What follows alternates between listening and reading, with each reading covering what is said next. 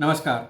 सनातन धर्म के अनुसार और आज के मनुष्य के औसत आयु को मद्देनजर 50 वर्ष की आयु के पश्चात आप वानप्रस्थ आश्रम में और आपका संतान गृहस्थ आश्रम में प्रवेश करते हैं। वानप्रस्थ का भाव बन जाने का नहीं, बल्कि गृहस्थ का संपूर्ण जिम्मेवारी संतान को सौंपकर सत्संग करना और पूर्ण गुरु से ज्ञान लेना है।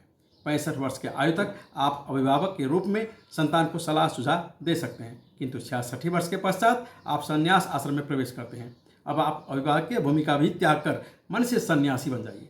सांसारिक मोह छोड़कर सत्संग, भक्ति और सुमिरन ध्यान में मन लगाइए। कबीर साहब कहते हैं, जग से न्यारे रहे लगे हरि में ध्यान, धरती पर दे ही रहे परमेश्वर में प्राण।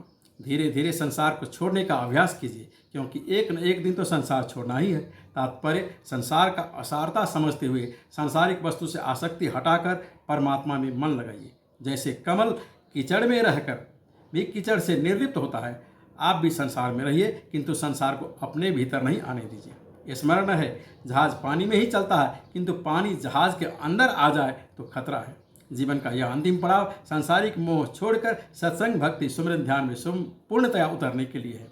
सावधान, इसी उम्र में मोह बलवान हो जाता है। कहते हैं, वृद्ध भयो बलहीन भये, मोह भयो बलवान, जाके हित सतमार्ग तजो, सो आपन भयो आन।